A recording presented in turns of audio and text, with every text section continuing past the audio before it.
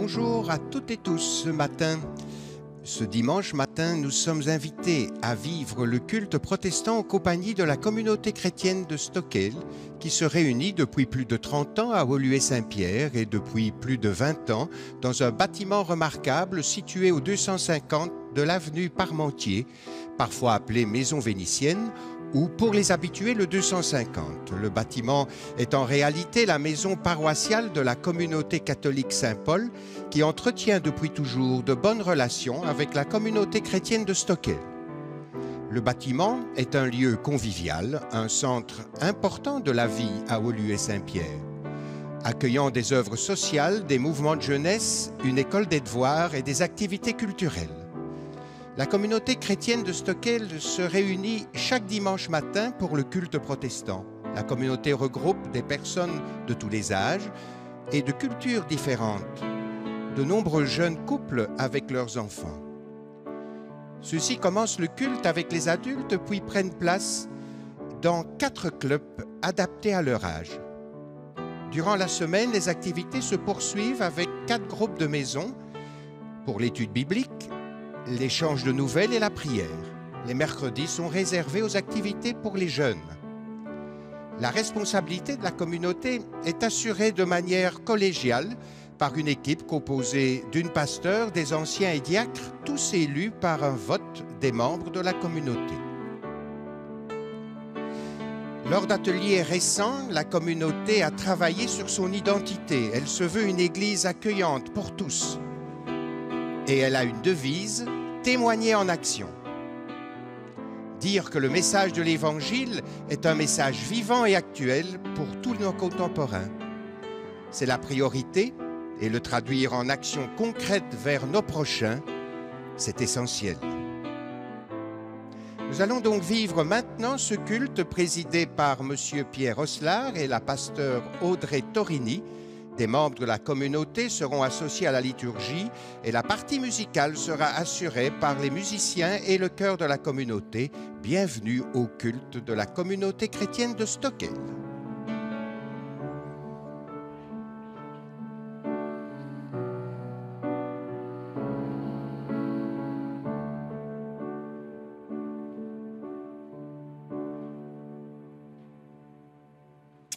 Chers amis présents dans cette salle, chers amis qui nous suivez à distance depuis votre domicile, votre chambre d'hôpital, votre maison de repos ou votre cellule de prison, où que vous soyez, nous vous souhaitons la bienvenue pour ce culte célébré par la communauté chrétienne de Stockel. Chaque dimanche matin, nous commençons notre semaine par mettre un temps à part devant Dieu. Et nous vous invitons ce matin à le faire avec nous.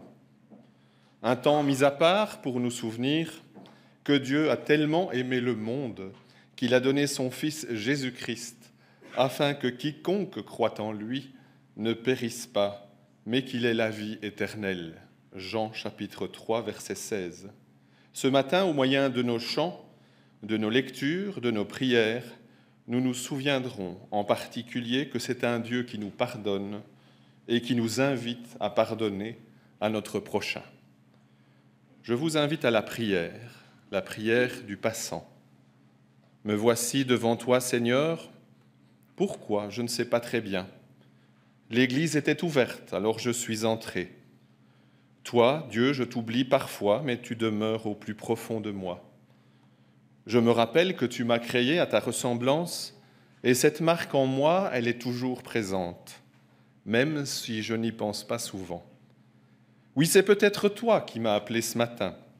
Alors que dire? Oh, peut-être rien. Simplement passer quelques instants devant toi. Prendre un peu de temps. Jésus, ton Fils, a bien passé plus de 30 ans de sa vie avec nous. Alors, je peux prendre quelques instants en passant. Seigneur, réveille en moi ta présence et ton amour, ta joie, ta fidélité et ton pardon. Amen. Avec le chant Hosanna, nous voulons dire à Dieu que nous voulons tourner nos regards, nos cœurs vers lui, car il est notre force et notre espérance. On se lève pendant les chants.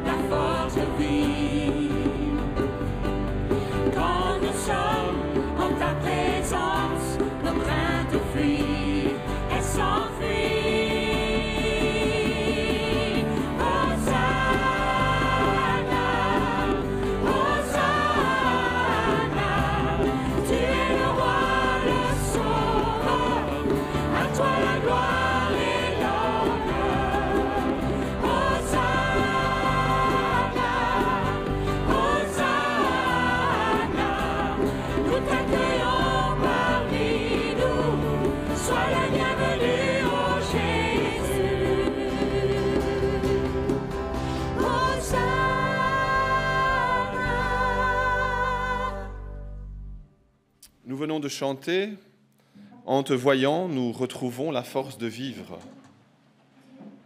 Chaque dimanche matin, nous venons puiser à la source.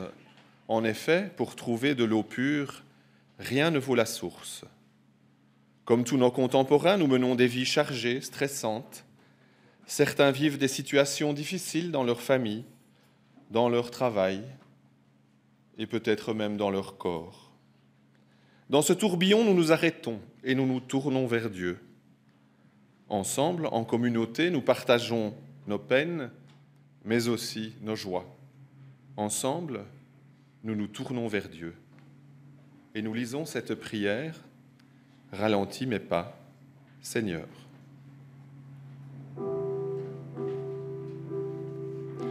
Ralentis mes pas, Seigneur. Calme les battements de mon cœur en tranquillisant mon esprit. Freine ma marche par la vision de l'infini du temps. Accorde-moi, dans la confusion de mes semaines, le calme des collines éternelles.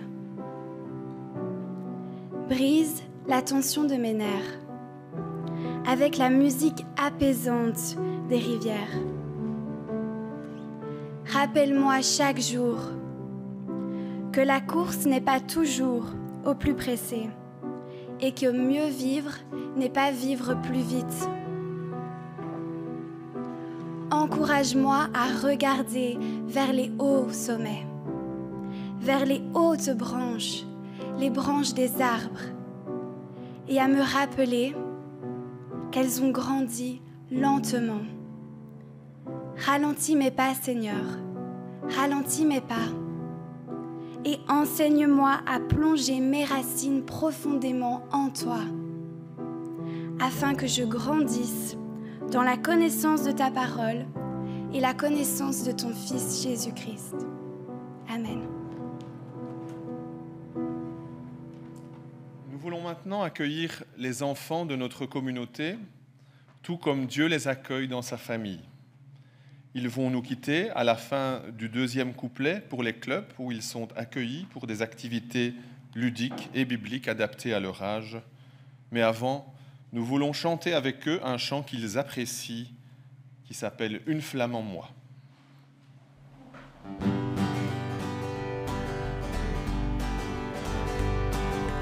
Une flamme en moi réchauffe mon cœur. Cette flamme en moi brûle mes malheurs. Je sens qu'elle est là, sa douce lueur brille en moi, brille en moi, brille en moi.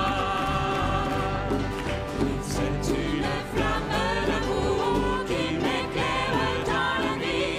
J'ai cette lumière d'amour. Viens illuminer ma vie. En attendant le matin, je vais dire à mes voisins que cette lumière enfin vient briller en moi. Une flamme en moi réchauffe mon cœur. Cette flamme en moi brûle mes malheurs. Je sens qu'elle est là, sa douce lueur brille en moi, brille en moi, brille en moi. Seigneur, nous te confions nos enfants, nous te confions les moniteurs qui s'en occupent ce dimanche dans les clubs, nous te confions aussi les parents et tous ceux qui dans les écoles veillent sur eux chaque semaine.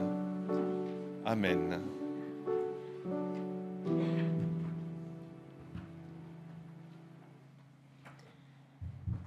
Nous aimerions partager avec vous une histoire de pardon extraordinaire. L'histoire d'une dame qui s'appelait Corrie ten Boom.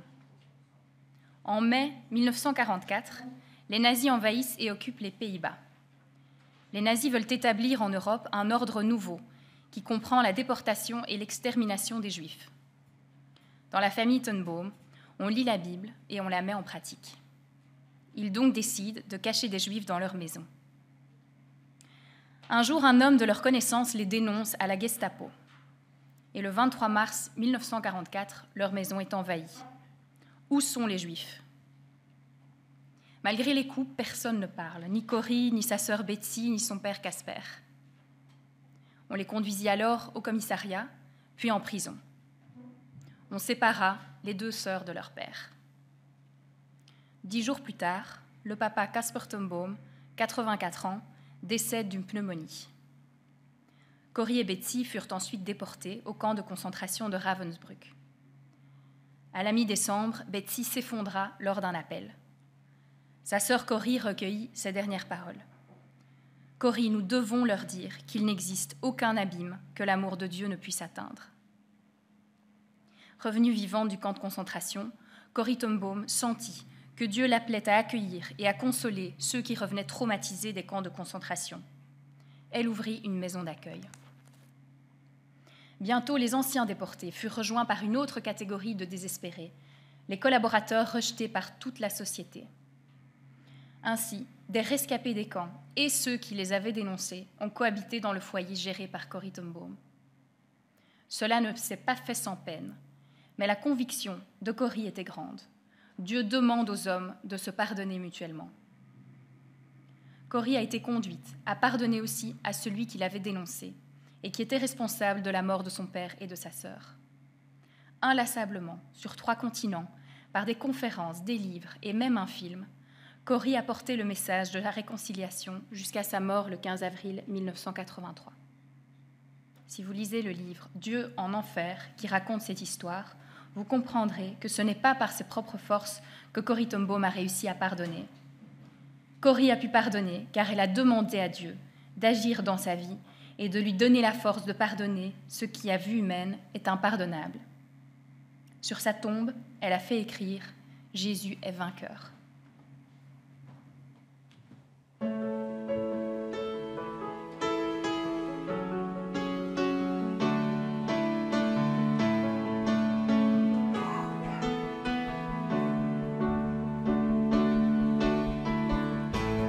Béni soit ton nom dans le pays de l'abondance, où s'écoule ta provision. Béni soit ton nom. Béni soit ton nom. Quand je marche dans le lieu désert, même dans la désolation, béni soit ton nom. Pour toutes tes bénédictions,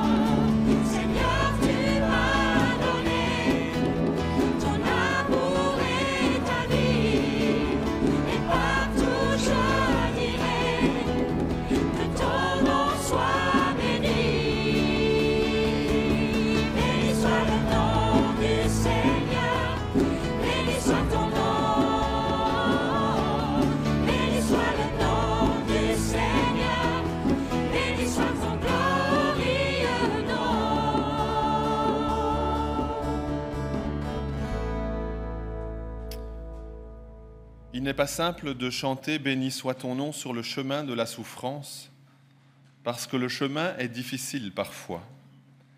Si nous pouvons le faire, c'est parce que nous expérimentons souvent que le Dieu créateur de l'univers n'est pas un Dieu lointain, mais un Dieu proche de nous. Nous nous en souvenons en chantant « Infiniment grand ».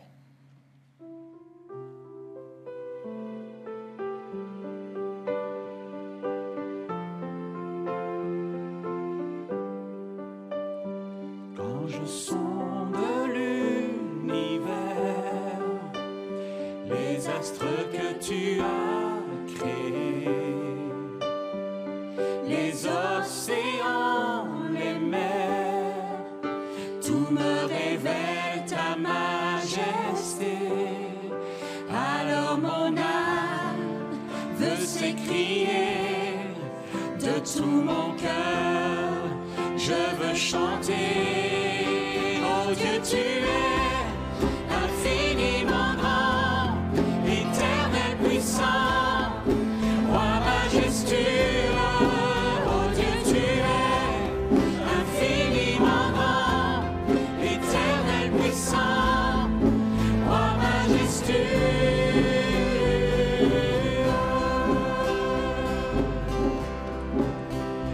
Quand je songe que tu m'as fait, que tu t'es révélé à moi, que pour moi tu as tout créé, tout me révèle ta bonté. Alors mon âme veut s'écrier de tout mon cœur, je veux chanter. Oh Dieu, tu es infiniment grand, éternel puissant, roi majestueux. Oh Dieu, tu es infiniment grand, éternel puissant, roi majestueux. Oh Dieu, tu es infiniment grand, éternel puissant, roi majestueux.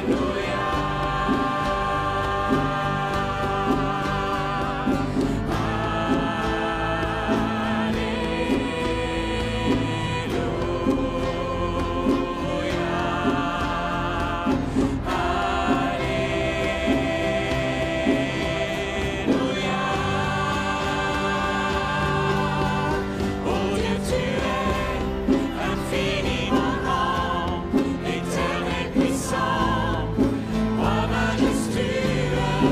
Oh Dieu, tu es infiniment grand, éternel puissant, roi majestueux.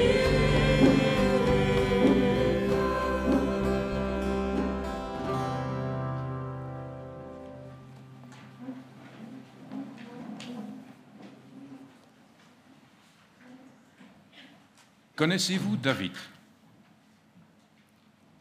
Dans la première partie de la Bible, l'Ancien Testament, le célèbre roi David puisait sa force en Dieu, tout comme Corrie ten Boom.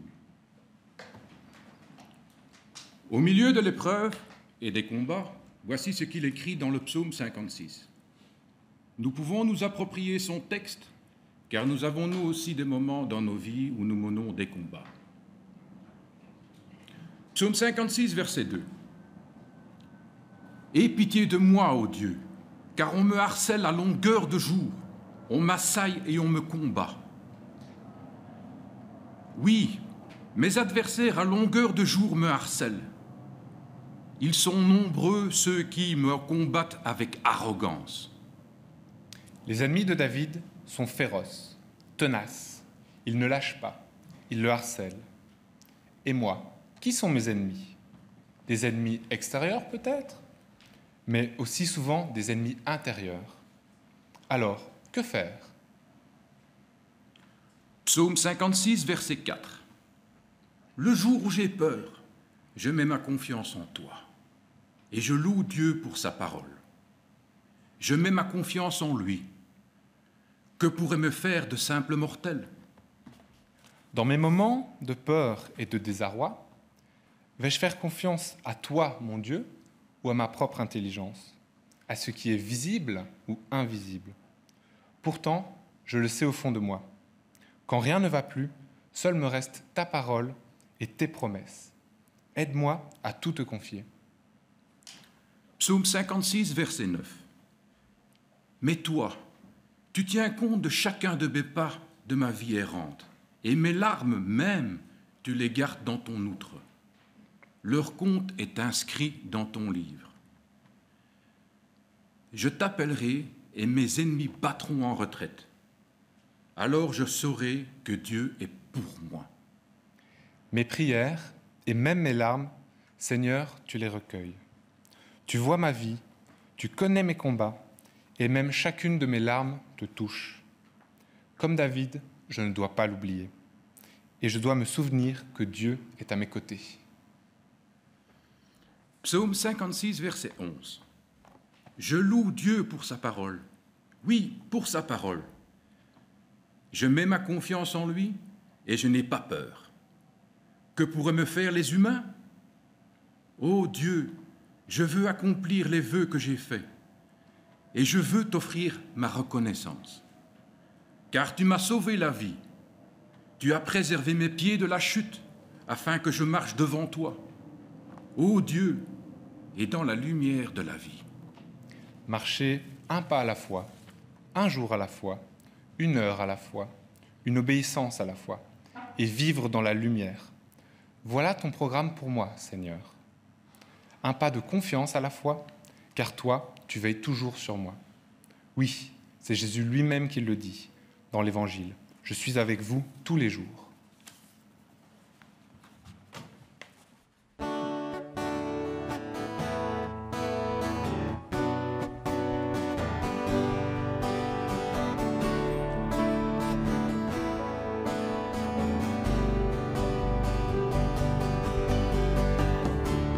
Je viens dans ta maison, je veux te rencontrer, tel que je suis, m'abandonner. Alors que nous chantons, ton esprit me remplit, mon âme est libérée. Je je t'entends près de moi, tu es là, viens et souffle sur moi.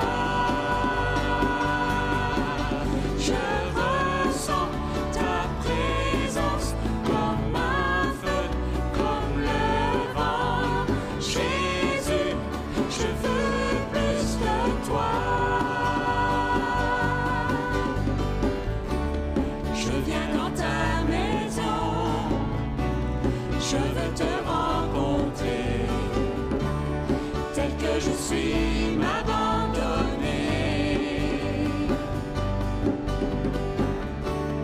Alors que nous chantons, ton esprit me remplit, mon âme est libérée.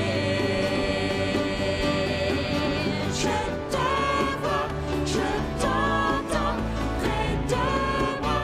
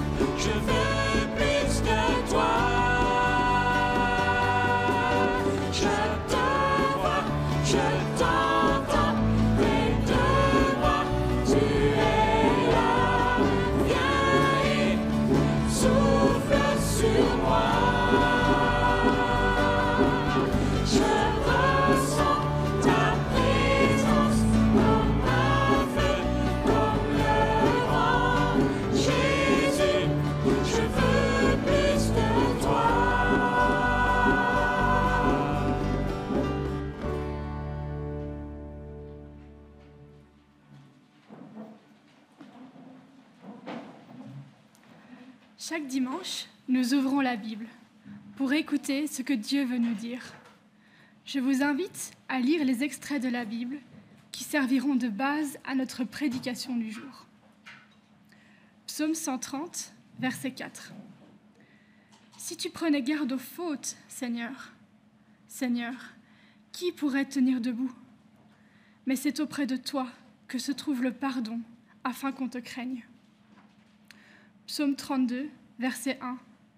Heureux celui dont la transgression est pardonnée. Matthieu 18, versets 21 à 22. Alors, Pierre vint lui demander, « Seigneur, combien de fois pardonnerai-je à mon frère lorsqu'il péchera contre moi? Jusqu'à 7 fois ?» Jésus lui dit, « Je ne te dis pas jusqu'à 7 fois, mais jusqu'à 70 fois 7 fois. » Matthieu 6, verset 12. « Pardonne-nous nos offenses, comme nous pardonnons aussi à ceux qui nous ont offensés. » Bonjour à chacun et à chacune. Les textes que nous venons de lire nous parlent de pardon. Le pardon, c'est une valeur qui n'a plus très bonne presse aujourd'hui. Nos médias, particulièrement nos réseaux sociaux et nos séries télévisées, font bien souvent l'apologie plutôt de la justice et de la vengeance. Le pardon n'y a pas vraiment de place. Il est plutôt synonyme de faiblesse, voire d'injustice ou d'échec. Et puis après les horreurs du XXe siècle, les camps, les massacres de masse, on a renoncé au pardon face à la puissance du mal subi. Il n'a plus semblé possible. L'idée de pardon ne colle plus non plus avec la vision idéale de l'homme aujourd'hui. La pensée positive, le bien-être, réaliser son potentiel. Le pardon est en dissonance complète car il vient rappeler que le mal et le bien cohabitent en l'homme, qu'il est nécessaire parce que chaque être humain n'est pas toujours juste. L'idée de pardon vient mettre une ombre sur ce mythe de la réalisation de soi et du bonheur personnel à tout prix.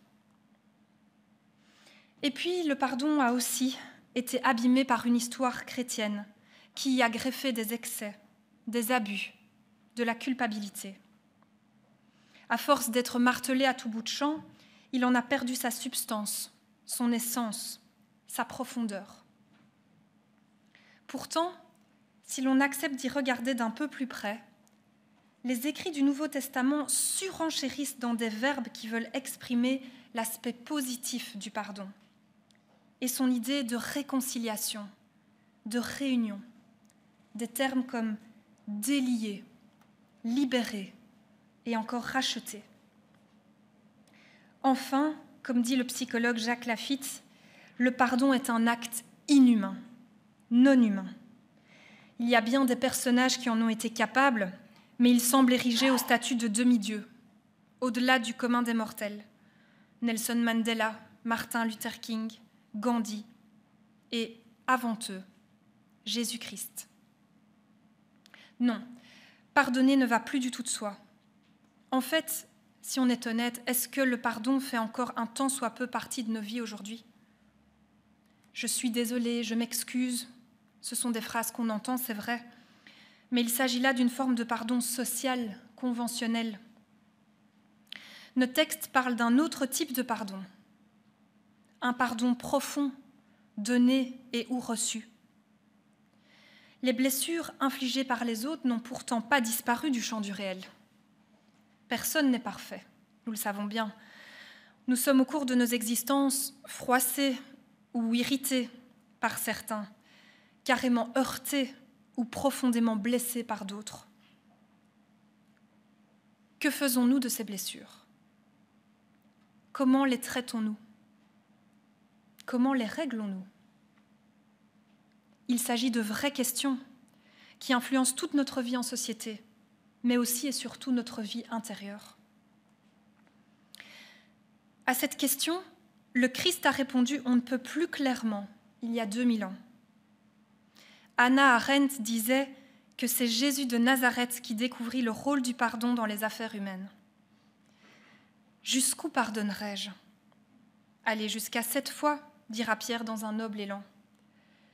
Et Jésus de répondre, non, jusqu'à 70 fois, fois 7, c'est-à-dire une infinité.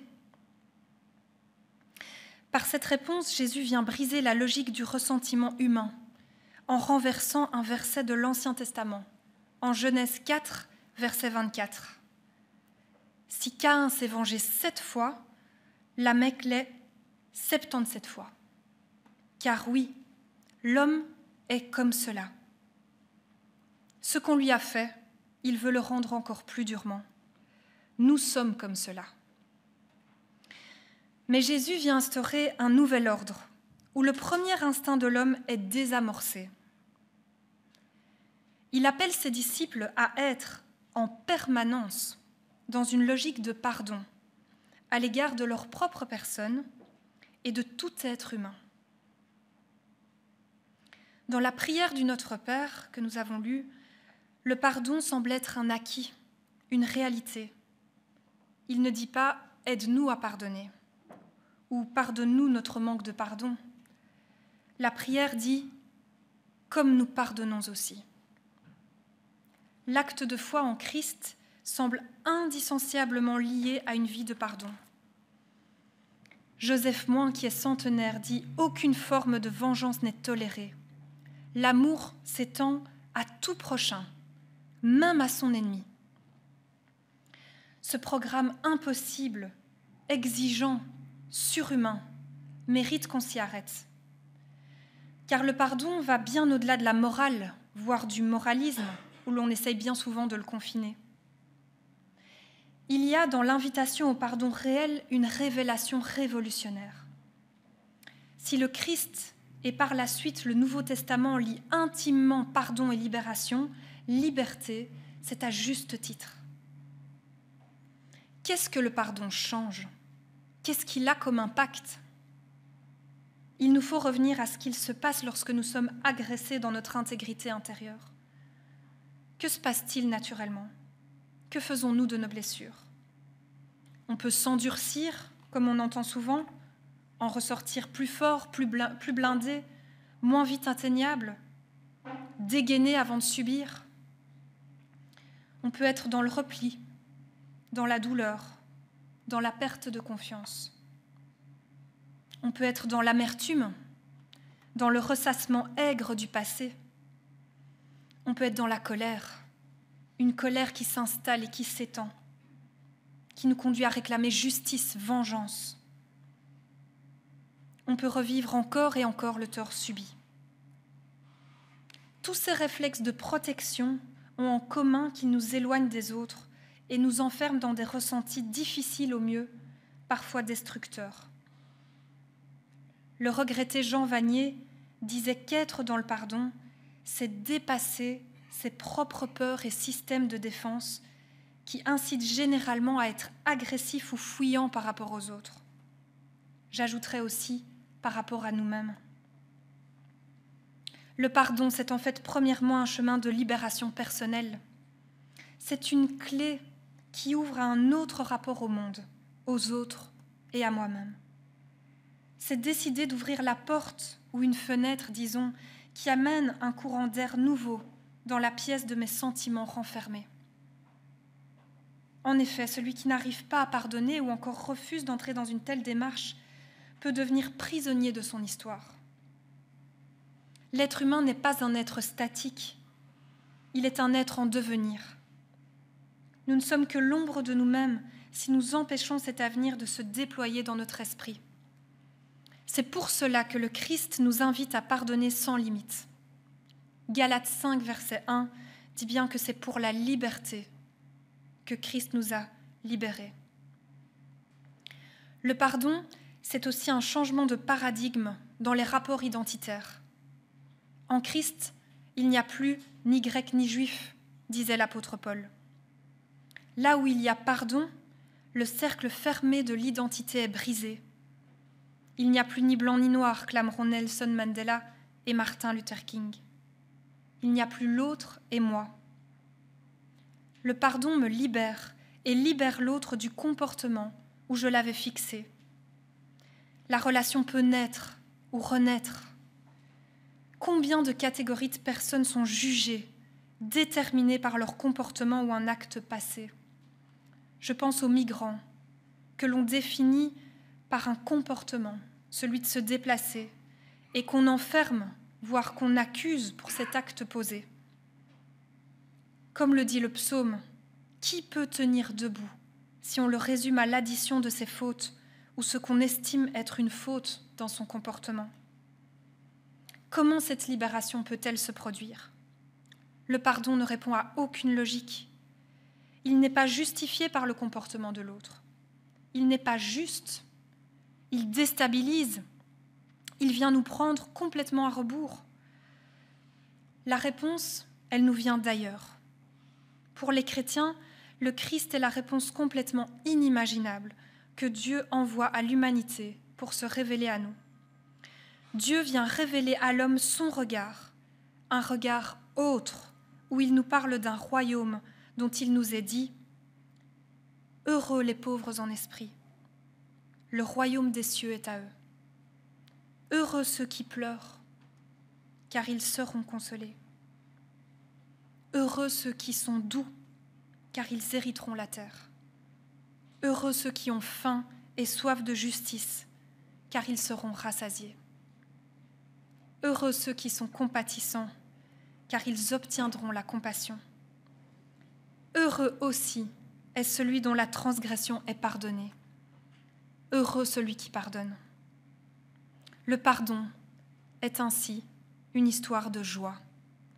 Ce chemin qui paraît si escarpé, si difficile, non seulement ouvre à une nouvelle liberté, mais permet à la joie de circuler à nouveau.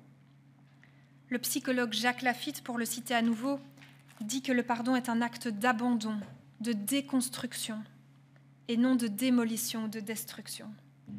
On baisse les armes, on autorise un regard autre sur la situation, celui où le tort perd son emprise sur moi. Le pardon est en fait un acte d'amour. En ce sens, il procède véritablement de notre foi. C'est de là que va jaillir la possibilité du pardon. Notre foi nous fait goûter à l'amour tellement immense de Dieu qu'en y puisant, nous pouvons être habités par cet amour qui vient d'ailleurs et qui nous mobilise là où seul ce chemin était impossible. En Jésus, nous nous savons au bénéfice d'un pardon inconditionnel, un pardon qui défie toute logique humaine, et ce parce qu'il est gratuit. Jésus, sur sa croix, s'adresse à son Père et lui demande de pardonner à ses bourreaux. Joseph Moins le dit ainsi. Cette promesse inconditionnée de pardon change le cours de l'histoire. Celui qui pardonne à l'autre, comme Dieu lui a pardonné, devient libre, désintéressé, comme Dieu l'est. Car ce qui nous perd peut-être, c'est que le pardon est un acte d'amour gratuit, désintéressé. Il n'a rien à voir avec les mérites ou les efforts de l'autre. C'est pour cela qu'il est si puissant, comme l'histoire nous l'a montré. Quand des hommes ou des femmes ont osé renverser les logiques et prôner un autre ordre, celui d'un pardon gratuit, christique et pacifique. Puissions-nous regarder avec vérité les personnes qui nous sont proches et à qui nous n'arrivons pas à pardonner. Puissions-nous laisser résonner cette invitation au pardon et puiser à la source qui rend cette démarche possible. Amen. Create in me a clean heart, O God. Let me be like you in all my ways. Give me your strength, teach me your song. Shelter me in the shadow of your wings. For we are your righteousness. If we die to ourselves and live through your death, then we shall be born again to be blessed in your love. Create in me a clean heart, O God. Let me be like you in all my ways.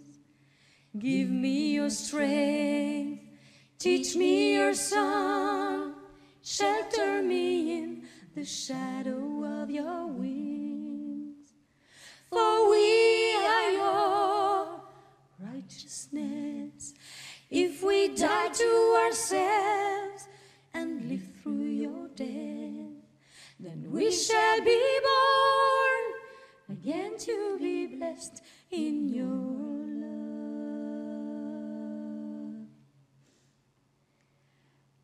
Create in me a clean heart, O God. Let me be like you in all my ways. Give me your strength, teach me your song, shelter me in the shadow of your wings. For we are your righteousness. If we die to ourselves and live through your death, then we shall be born again to be blessed in your love. And we shall be born again to be blessed in your love.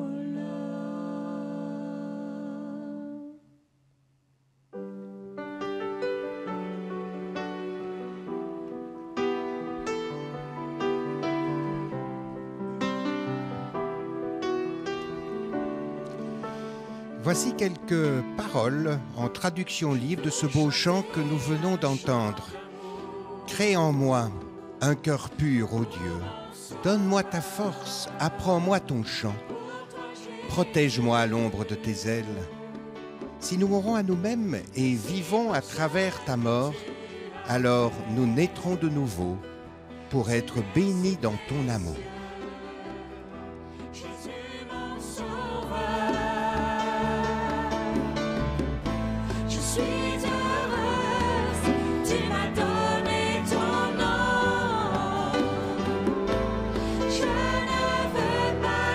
Si vous désirez recevoir le texte de la prédication, les textes liturgiques ainsi que les références musicales, il suffit que vous en fassiez la demande à la radio-télévision protestante, rue Brognier 44 à 1070 Bruxelles, ou via notre site www.aprt.be.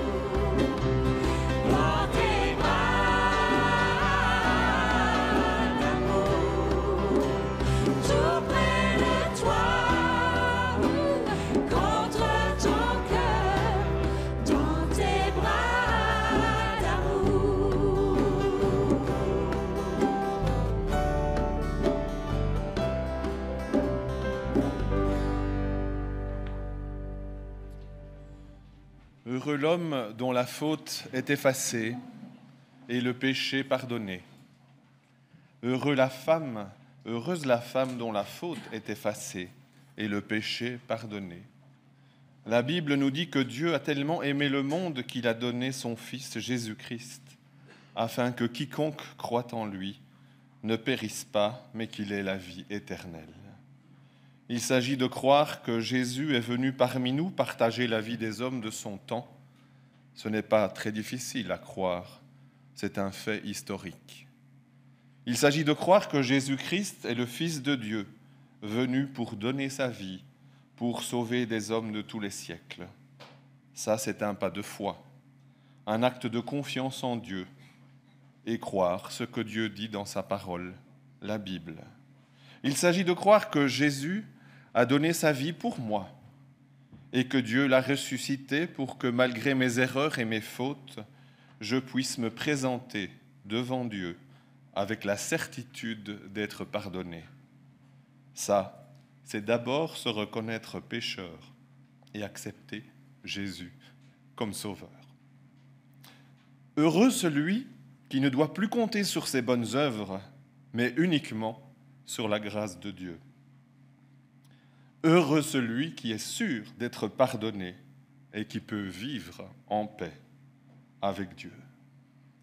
Dans notre culte, chaque dimanche, nous reproduisons un geste que Jésus lui-même nous enseigne. Il nous l'a appris la nuit où il fut livré.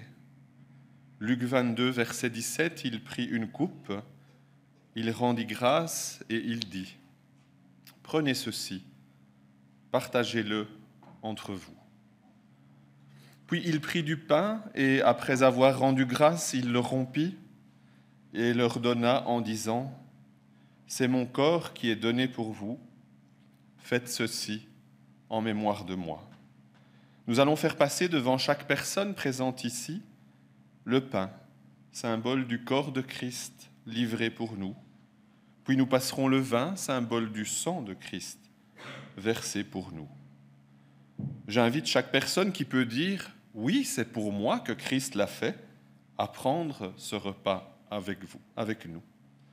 Si vous êtes toujours en questionnement sur cette démarche importante, sur la foi, je vous invite peut-être à laisser simplement passer le repas du Seigneur, mais à prendre un temps de réflexion devant Dieu. J'invite maintenant les personnes qui sont désignées à distribuer le repas du Seigneur, et pendant ce temps, notre groupe de louanges nous interprétera « Pour moi, tu l'as fait ».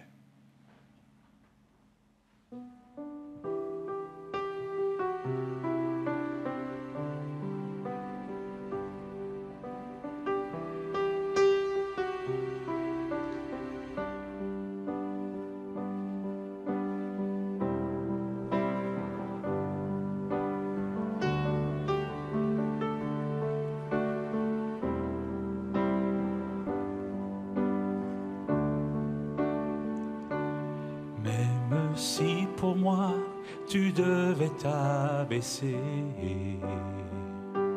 pour porter ma vie et tout réconcilier, me montrer le Père qui m'a tant aimé, je sais que pour moi tu l'as fait. Je sais que pour moi tu l'as fait. Même si tu donnes et quitter toute gloire, venir t'incarner, épouser notre histoire, au cœur de chaque homme déposer l'espoir. Je sais que pour moi tu l'as fait. Je sais que pour moi tu l'as fait.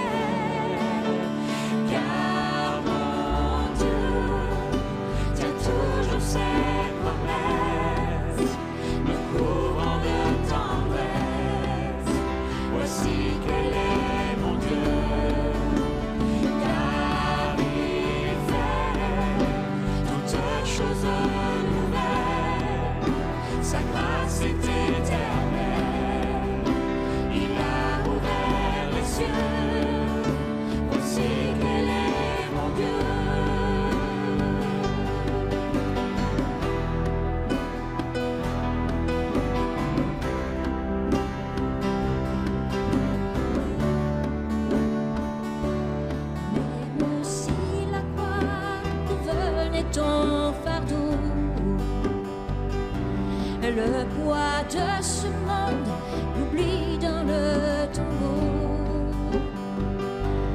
Pour essuyer toutes larmes et tout sanglot,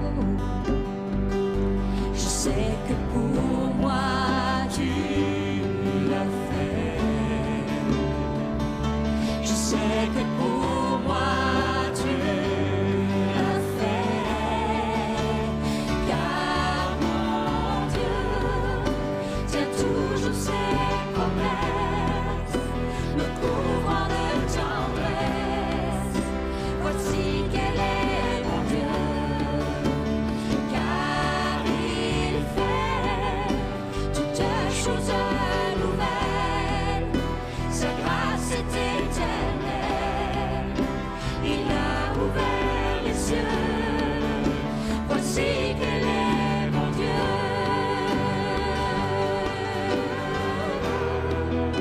Voici quel est mon Dieu. Oh, voici quel est mon Dieu.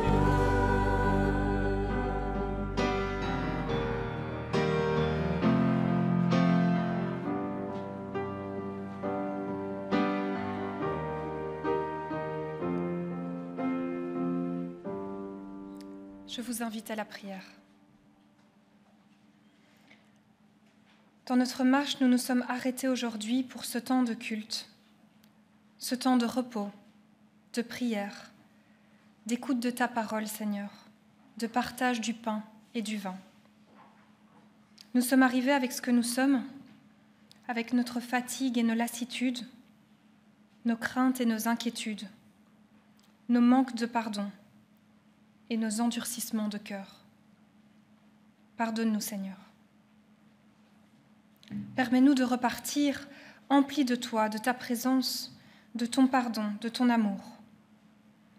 Merci parce que tu es compatissant.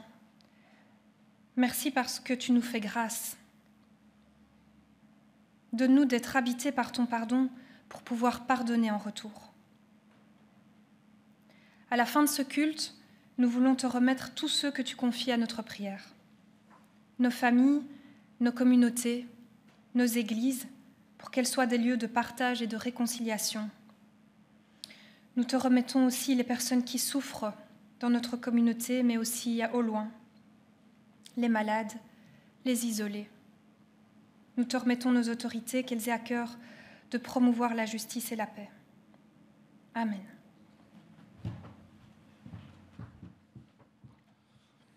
Nous allons chanter un dernier chant, puis nous séparer et retourner à nos occupations quotidiennes et nous donner rendez-vous ici dimanche prochain.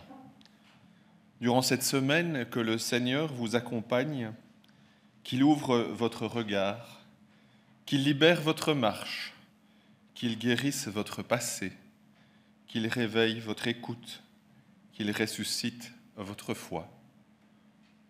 Que la paix soit avec vous.